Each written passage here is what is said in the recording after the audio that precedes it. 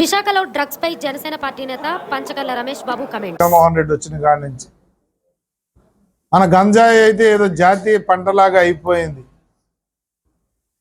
ప్రతి వాడు కూడా షార్ట్ ప్యాన్లో పైకి వచ్చేయాలని, షార్ట్ రూట్లో పైకి వచ్చేయాలని చెప్పి యథా రాజా తదా ప్రజ అన్నట్టుగా మా నాయకుడు రాష్ట్ర ముఖ్యమంత్రి తప్పులు చేస్తున్నప్పుడు మేమెంత అని చెప్పి గంజాయి సాగు ద్వారా చాలామంది షార్ట్ రూట్లో కోటేశ్వర్లు పోవటానికి చేస్తున్న విధానం చూసాం.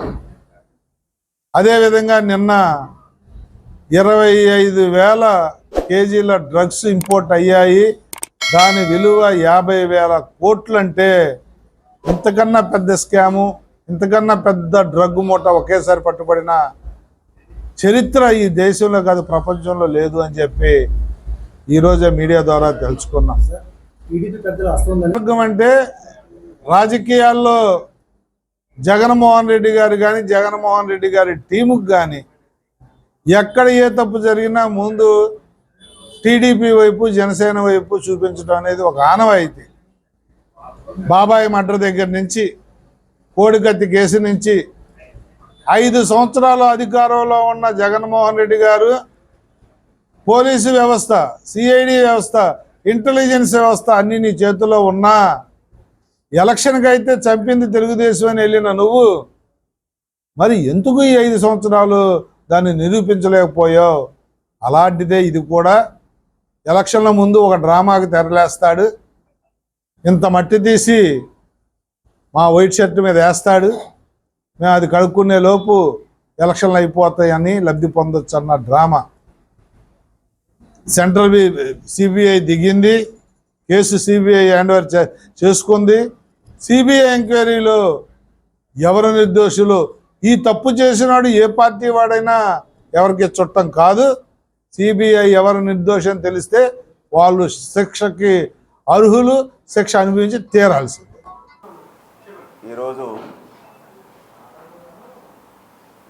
పాత్రికేయుల సమావేశానికి ఇచ్చేసినటువంటి పాత్రికేయ సోదరులు,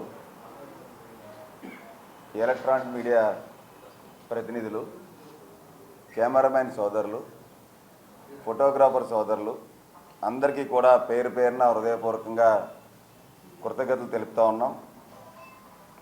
ఏదైతే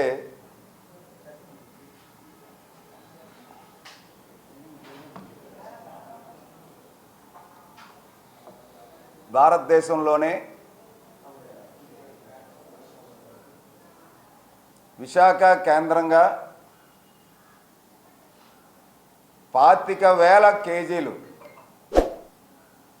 మాదక ద్రవ్యాలు విశాఖ పోర్ట్ కేంద్రంగా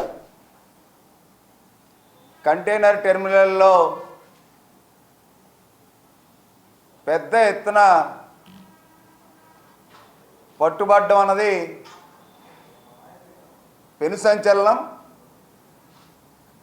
కంటైనరు SEKU 4375-380 నంబర్ గల కంటైనర్ ఏదైతే ఉందో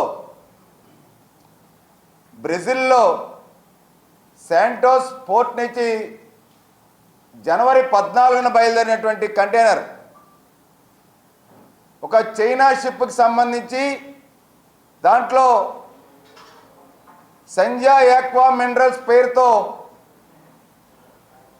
విశాఖకి సాక్షాత్ ఈ నెల 16వ తారీఖున అంటే ఎన్నికల సంఘం ఎన్నికల యొక్క షెడ్యూల్ని ప్రకటించిన రోజునాడే సాక్షాత్తు ఈ యొక్క కంటైనర్ ఇక్కడ దొరకడం, దాంట్లో 25,000 కేజీలు కొకైన్ కన్నా ప్రమాదకరమైనటువంటి ఆ యొక్క మాదక ద్రవ్యాలు ఏవైతే ఉన్నాయో సాక్షాత్తు సిబిఐ, ఇంటర్పోల్ ద్వారాగా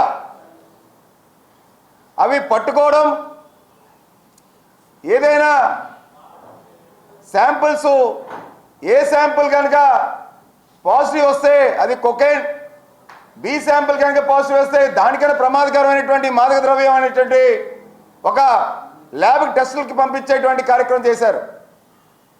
2 టెస్టుల్లోనే పాజిటివ్ అని చెప్పి వచ్చాయని చెప్పి సాక్షాత్తు సిబిఐ అధికారులు నిర్ధారణకు వచ్చిన తర్వాత ఈ యొక్క సుమారు 1,00,000 కోట్ల రూపాయలు ఈ మాదక ద్రవ్యాలు విశాఖ కేంద్రంగా కంటైనర్ టెర్మినల్లో ఇక్కడ పట్టుబట్టం అనేది ఎన్నికల నియమావళి ప్రకటించిన రోజు నాడే ఇంత పెద్ద డంప్ అన్నది భారతదేశంలోనే ప్రప్రథమం. జగన్మోహన్ రెడ్డి ప్రభుత్వం వచ్చిన తర్వాత విశాఖని ఆర్థిక రాజధాని చేస్తానని చెప్పాడు, పరిపాలనా రాజధాని చేస్తానని చెప్పారు. అది కాస్త గంజాయి రాజధానిగా చేశారని చెప్పి సాక్షాత్తు మా జనసేనాని పవన్ కళ్యాణ్ గారు పదే పదే భారతదేశంలోనే విశాఖని గంజాయి రాజధానిగా తీర్చిదిద్దారని చెప్పి